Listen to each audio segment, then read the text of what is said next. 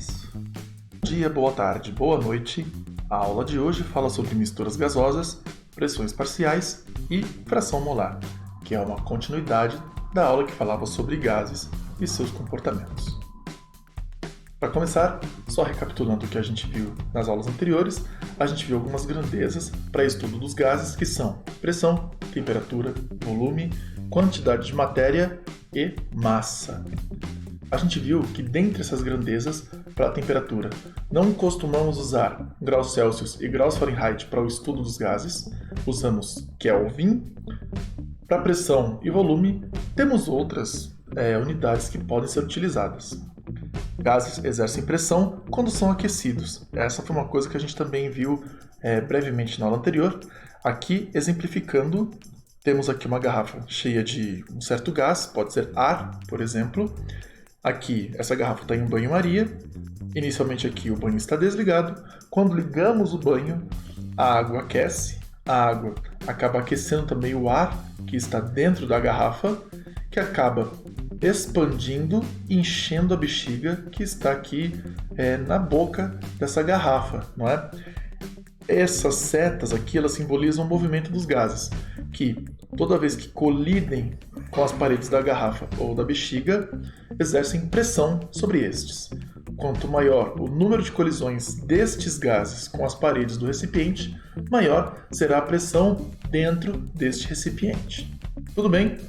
Bom, para misturas gasosas, quanto maior o número de gases em um recipiente, maior será a pressão exercida por eles, porque afinal de contas, quanto maior o número de gases, maior será o número de colisões presentes nas paredes deste recipiente. Então, por exemplo, se colocarmos aqui um gás A, a pressão total exercida aqui dentro deste frasco será dada unicamente pelo gás A. Se eu introduzir um gás B, haverá mais moléculas para colidirem com as paredes deste recipiente. Então, a pressão aumenta. Se eu colocar um gás C, o número de colisões será ainda maior, ou seja, a pressão também será maior.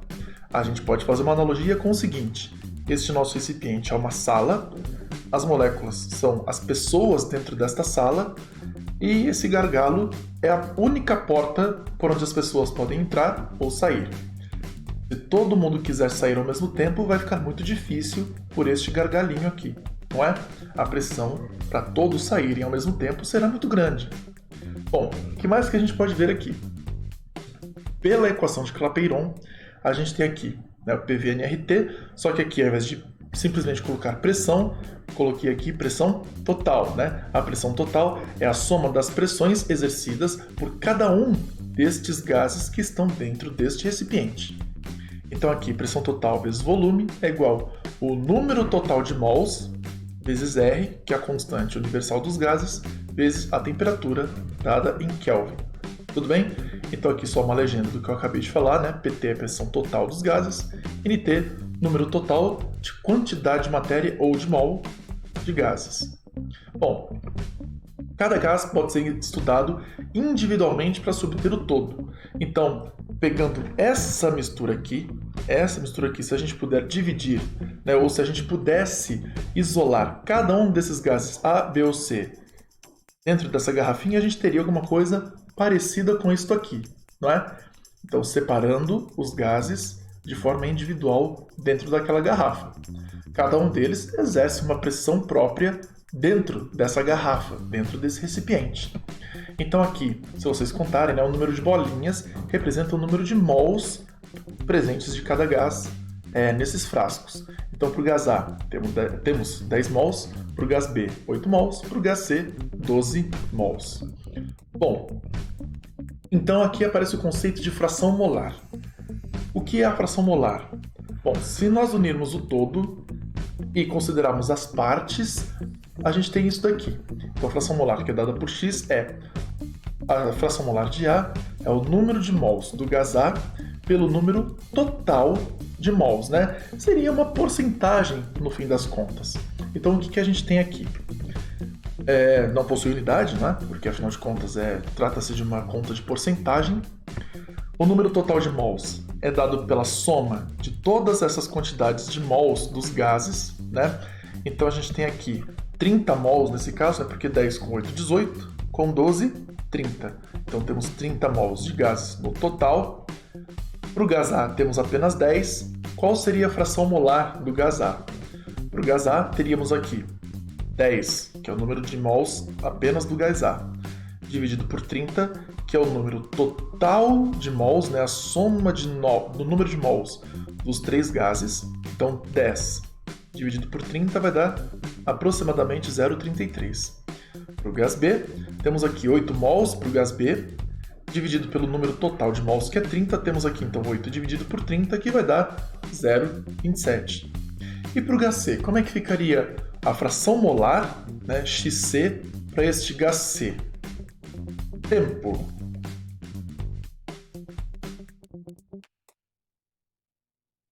E aí? Como é que ficaria a conta de fração molar para este gás C? Ficaria aqui 12, que é o número de mols apenas do gás C, dividido por 30, que é o número total de mols, o que vai dar 0,4, ou 40%. Tudo bem? É uma conta bastante fácil. Agora, para calcular qual seria a pressão de cada gás na mistura, como é que a gente faz? A gente tem esta continha aqui. Por exemplo, se a gente quisesse saber a pressão que apenas o gás A exerce dentro do frasco, a gente faria o seguinte: a gente calcularia a pressão total vezes a fração molar do gás A, né? Fração molar foi a conta que acabamos de fazer aqui. Tudo bem? Então, sabendo da pressão total que existe no sistema, a gente faz então essa conta aqui, que na verdade também é uma porcentagem. Vamos supor, a gente viu que o gás C está presente em 40%. Então, a pressão que o gás C exerce sobre o sistema é de 40% do total. Então, é uma conta de porcentagem, tudo bem? Bom, então a mesma coisa a gente faz para o gás B, para o gás C. Então, vamos supor que a gente tenha dentro daquele frasco, né, olha, todos os gases misturados aqui, vamos supor que tenhamos 5 atm de pressão interna, né, nesse frasco. Então, qual que é a pressão que cada gás exerce aqui dentro individualmente? Então, a gente tem aqui, né, vamos colocar aqui os gases separados de novo.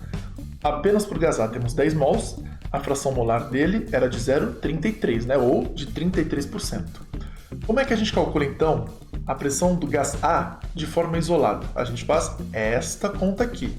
Então, ficaria assim: pressão total vezes a fração molar, pressão total, que é 5, né, que foi dado aqui pelo problema, 5, vezes 0,33, que é a fração molar, o que daria aproximadamente 1,65. Então, o gás A sozinho exerce 1,65 atm de todo esse total aqui. Tudo bem? Para o gás B, como é que a gente faria a conta? Da mesma maneira.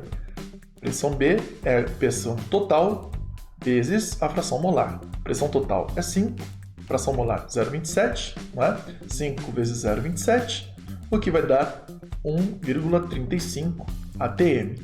E para o gás C, como é que a gente calcularia a pressão do gás C se ele estivesse sozinho aqui dentro desse frasco? Tempo.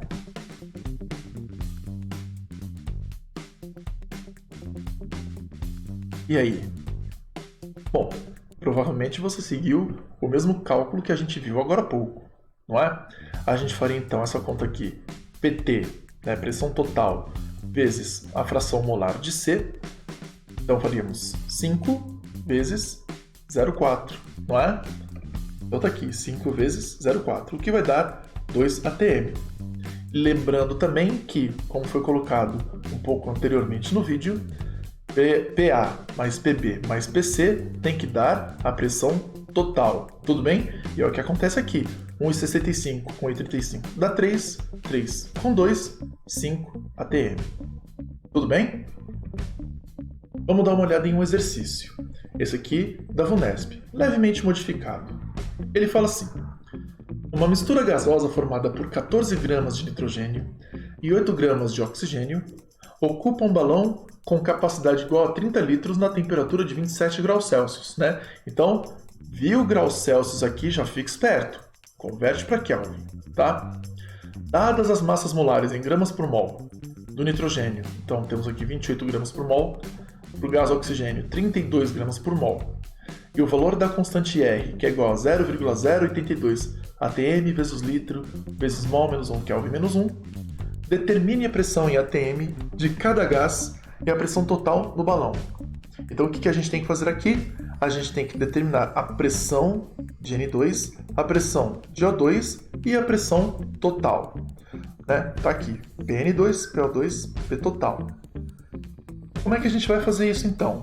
Primeira coisa, a gente vai calcular o número de mols de cada um dos gases. Para o cálculo do número de mols de O2, a gente tem a massa deste gás, que o problema deu, dividido por sua massa molar. Olhando no problema, a massa de oxigênio está aqui. Cadê? Está aqui. 8 gramas, né? 8 gramas de oxigênio dividido por sua massa molar, que é 32. Tá lá. 8 gramas dividido por 32. Fazendo essa conta, vamos achar o valor de 0,25 mol de O2. Usando o mesmo raciocínio para N2, a gente tem então a massa do gás, que foi dada no problema, 14 gramas, dividido pela massa molar, que também foi dada no problema, 28. Fazendo essa conta, a gente tem aqui 14 dividido por 28, uma conta bem fácil, né? Porque 14 é a metade de 28, então essa conta vai dar 0,5, né? Ou meio mol de N2. Bom, juntando estes números de mols de cada gás, né? A quantidade de matéria de cada gás, temos 0,25 com 0,5, 0,75 mol. Então, esse seria o número total de mols de gases no sistema que a gente está estudando aqui. Tudo bem? Bom, vamos dar uma limpadinha nessa tela.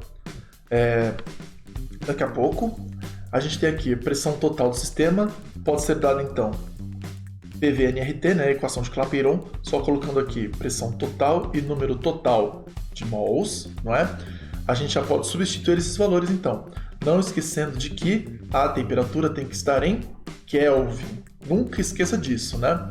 Então 27 graus Celsius, para passar para Kelvin, basta somar com 273. 273 com 27 vai dar 300, né? 27 graus Celsius é um número bastante usual em problemas que envolvem gases, né? 27, 127, 227, esses são números muito comuns para poder dar um valorzinho redondo aqui, tudo bem? Bom, aí a gente então, substituindo os valores, temos pressão total, que é igual a 30, que é o volume dado no problema, 0,75, que é o número total de mols de gases que a gente acabou de calcular, vezes a constante universal, vezes 300, que é o número, que é a temperatura desses dois gases. Bom, aqui a gente consegue simplificar 30 com 300, né? 300 é 10 vezes maior do que 30, então dá para cortar aqui, então essa conta já facilita um pouco. Então 0,75 vezes 0,082 vezes 10 vai fornecer aqui 0,615 atm. Essa é a pressão total do sistema. Só com este dado já conseguiríamos chegar até a alternativa correta. Tudo bem? Analisando as alternativas aqui, já chegaríamos até a alternativa correta. Mas vamos prosseguir para a gente achar os valores que constam ali no problema. Ou melhor, na alternativa. Tudo bem? Vamos lá, vamos dar uma limpadinha agora sim. Então, pressão total 0,615, o número de mols de oxigênio 0,25, número de mols de N2, meio mol. Bom, vamos calcular a fração molar de cada um desses gases para a gente poder calcular a pressão que cada um deles desenvolve no sistema. Então aqui, fração molar de oxigênio é o número de mols de oxigênio pelo número total de mols. Fração molar de N2 é o número de mols apenas de N2 dividido pelo todo.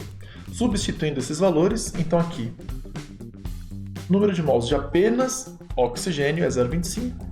O total é 0,75, né? É a soma destes dois aqui. Se houvesse mais gases, continuaríamos somando o número dessas quantidades de matéria dos demais gases, né? Mas só temos dois aqui. Esta conta aqui nos fornece 0,33. Esta continha aqui nos fornece 0,67. Se vocês observarem, esses valores não aparecem em nenhuma das alternativas.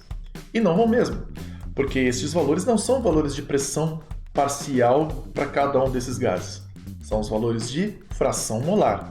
Estes valores a gente ainda vai utilizar para calcular a pressão individual de cada um desses gases. Como é que a gente vai fazer isso? A gente vai fazer com pressão total vezes a fração molar. Fração molar, que é 0,83, pressão total, que era 0,615 aqui, e fração molar. Tudo bem? Fazendo essas contas, chegamos aqui que a pressão do O2 sozinho seria de 0,205 atm e de N2 sozinho seria de 0,41 atm. O que agora sim nos dá a resposta completa, que é a alternativa B. Alternativa B de bosque, B de bola, B de basquete, B de... Beleza? Muito bem. Vamos prosseguir. A gente vai falar também de densidade, difusão e efusão gasosas, né? Aqui, tendo como enfoque densidade relativa e lei de Graham. Vamos lá. Para a densidade de gases, a gente tem o seguinte. Vamos partir aqui da equação de Clapeyron. PV é igual a nRT. Mas como é que a gente calcula o número de mols? O número de mols é o número de massa do gás dividido por sua massa molar. Foi o que a gente inclusive usou no exercício anterior. Substituindo este valor aqui, a gente fica com PV é igual a Eminho-RT dividido por Emão. Muito bem. Vamos fazer o seguinte, vamos isolar a pressão aqui. Isolando a pressão, a gente fica com Eminho-RT dividido por Vn. Só que, se vocês lembrarem, densidade é massa por volume. Massa por volume. Então, substituindo este M sobre V por D, temos esta relação aqui, tudo bem? M sobre V é igual a D, densidade. Tudo bem? Então, a gente ficaria com esta relação aqui. Se a gente isolar a densidade, ficamos aqui com pressão e massa molar dividido pela constante dos gases vezes a temperatura. Então, é assim que a gente pode calcular, por exemplo, a densidade de um gás. Então, P é a pressão, M é M maiúsculo, né, é a massa molar do gás, R é a constante dos gases, que é aquele valorzinho que sempre aparece nos problemas, não é? 0,082, e T, que é a temperatura. Lembre-se, sempre dado em Kelvin. Então, quando aparecer em graus Celsius, basta multiplicar, ou melhor, basta somar por 273. Tudo bem? Então, assim, gases sob as mesmas condições de temperatura e pressão têm suas densidades definidas unicamente pela sua massa molar, né? Porque, olha só, se dois gases distintos estão sob a mesma pressão e a mesma temperatura, este valor aqui de R já é constante, qual vai ser a única diferença entre esses gases? A sua massa molar. Bom, quanto maior a temperatura de um gás, menor a sua densidade, que é o que a gente tem aqui, ó. Se este valor for grande, quanto maior... Porque, vamos pensar uma coisa. Vamos pensar em um único gás agora, não é? Para um único gás, a pressão, a massa e R podem ser constantes. Contudo, se a gente mexer unicamente na temperatura, quanto maior for essa temperatura, como esse número aqui vai acabar aumentando, né? Quanto maior este número for aqui embaixo, menor será a densidade desse gás. É o que explica, por exemplo, por que um balão daqueles de balonismo, né? Porque eles flutuam. Porque a gente pode pensar assim, mas professor, o gás que está dentro de um balão, como esses daqui, não é gás hélio, não é gás nitrogênio. Por que um balão flutua? Porque ele está quente. Gases aquecidos tendem a se expandir, como a gente viu lá no comecinho do vídeo, com aquela garrafa. Lembra daquela garrafinha no banho-maria com o gás expandindo? Aqui é a mesma coisa. Os gases tendem a se expandir, seu volume aumenta, o que diminui sua densidade, né? A gente poderia pensar, inclusive, em função dessa expressão aqui. Quanto maior o volume de um gás, menor a sua densidade. A mesma coisa aqui. Quanto maior for a temperatura de um gás, menor será a sua densidade. Se este número aqui for muito grande, este númerozinho aqui tende a ser pequeno. Tudo bem? Bom, vamos lá. Vamos dar uma olhada em um exemplo aqui. Dois balões, sob as mesmas condições de temperatura e pressão, estão preenchidos com quantidades iguais em mol de oxigênio e nitrogênio, né? Então tem um balãozinho aqui com nitrogênio, outro balãozinho aqui com oxigênio, e os dois têm a mesma quantidade em mols de gases. Por exemplo, cada balão aqui tem 1 mol de gás, vamos supor, tá? Considerando que a densidade média da atmosfera é de 28,92 gramas por mol, qual dos dois balões flutuará? Os dois balões estão presos. Só que um deles apenas vai flutuar. Qual deles? Aí tem aqui dados de massa molar. Do nitrogênio é 28 e do oxigênio 32. Então, qual desses balões vai flutuar? Bom, para as coisas flutuarem, ou melhor, para um desses balões flutuar, um deles tem que ter a densidade menor que a da atmosfera. Então, quem tiver uma densidade menor do que esta aqui, vai flutuar, enquanto o outro afunda. É a mesma coisa que acontece com objetos quando a gente coloca na água, não é? Por exemplo, uma folha de isopor flutua na água porque a densidade dela é menor que a da água. Um pedaço de ferro afunda na água porque geralmente o pedaço de ferro tem densidade maior que a da água, né? Eu digo isso, falo geralmente porque afinal de contas navios são feitos de ferro e não afundam, porque o volume deles é extremamente grande. Bom, mas voltando para o exercício, o que a gente tem aqui? A gente tem aqui que a densidade do nitrogênio e do oxigênio pode ser calculada da mesma maneira. Só que o problema diz que ambos estão sob as mesmas condições de temperatura e pressão, ou seja, P e T para os dois gases são iguais. R é uma constante, também é igual para os dois gases. Então, qual que é a única coisa que difere entre os dois gases? A massa molar. Substituindo esses valores, temos aqui, para N2 temos 28, para O2 temos 32. Bom, esta densidade aqui de 28 vai ser um pouquinho menor que a da atmosfera, enquanto a do oxigênio vai ser um pouco maior. Então, assim, a densidade do nitrogênio é menor que a do oxigênio e a densidade do nitrogênio também é menor que a própria densidade do ar. Por isso, um balão com nitrogênio flutua e o de oxigênio vai afundar.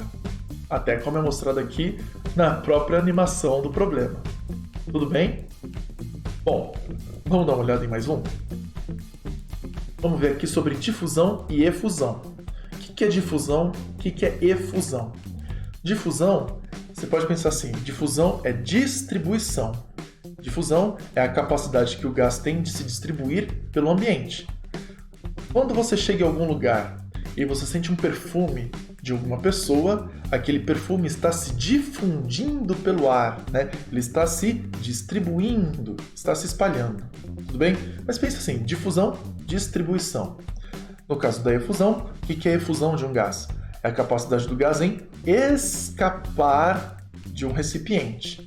Então, por exemplo, uma bexiga cheia de nitrogênio não vai ficar cheia para sempre. Ela vai esvaziar. Esvazia por quê? Porque o gás está escapando, né? Está escapando da bexiga. A gente não vê, mas tem poros muito pequenos na bexiga por onde escapam esses gases. Bom, gases que tenham baixa densidade ou baixa massa molar possuem maior difusividade e efusividade. Isso aqui é dito pela lei de Graham, né? Lei de Graham, que assim, tem essa conta aqui que é relativamente complexa, né? Aqui a gente está comparando a velocidade entre dois gases. No geral, o gás B acaba sendo o ar, né? Quando a gente vai falar de difusão e efusão gasosas.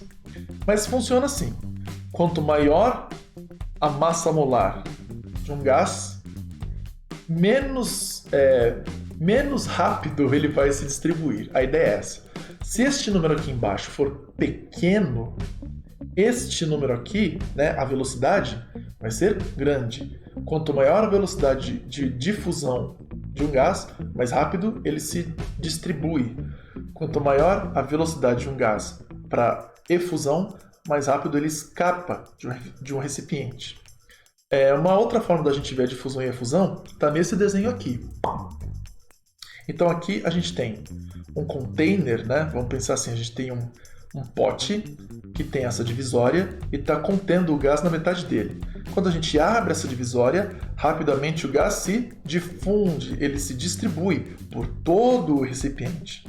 Agora, vamos supor que esse recipiente aqui, ó, tem lá a nossa divisória e aqui a gente está olhando para um poro dessa divisória aqui.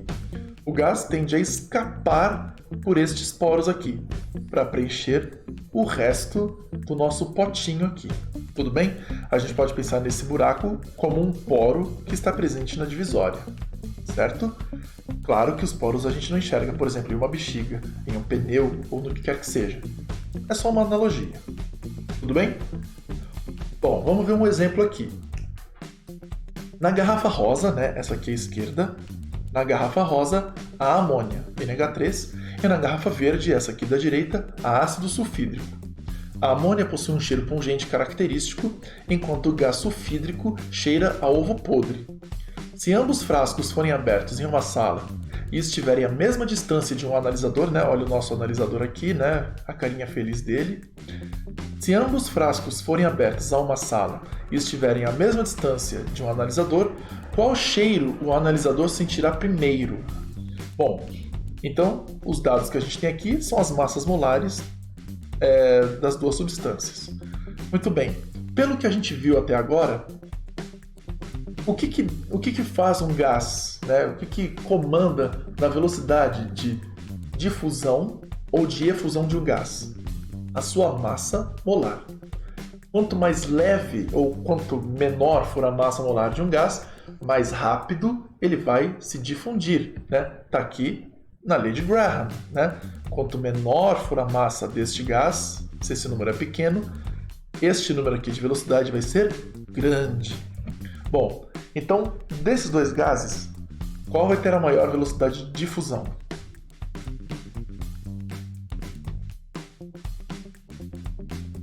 É claro, aquele que tiver a menor massa molar, que no caso é a amônia, não é? Então, como a amônia tem menor massa molar, o seu gás terá maior velocidade de difusão. Por isso, o analisador sentirá o cheiro de amônia primeiro. Tudo bem? Ainda bem, porque quando ele sentir o cheiro da amônia, de repente ele até consegue correr para não sentir o cheiro de ovo podre. Muito bem. Vamos ver um exemplinho para efusão. Olha lá os nossos dois balõezinhos de novo.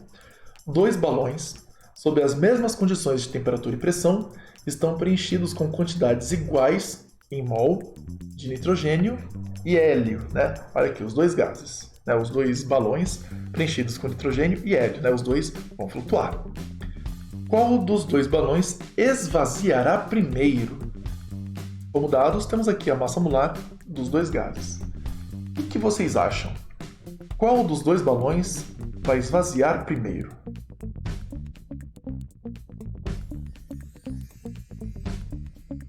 Bom, vai ter maior velocidade de efusão, né?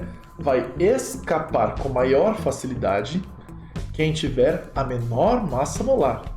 E nesse caso é o hélio, não é? Como o hélio tem menor massa molar, o seu gás terá maior velocidade de efusão, por isso a bexiga com hélio esvaziará primeiro.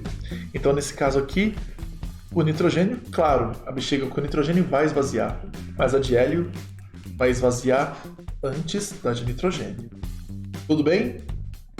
Bom, eu espero que vocês tenham entendido. Qualquer dúvida, deixem aqui nos comentários do vídeo que eu tento responder vocês na medida do possível. Bons estudos, boa semana e até mais!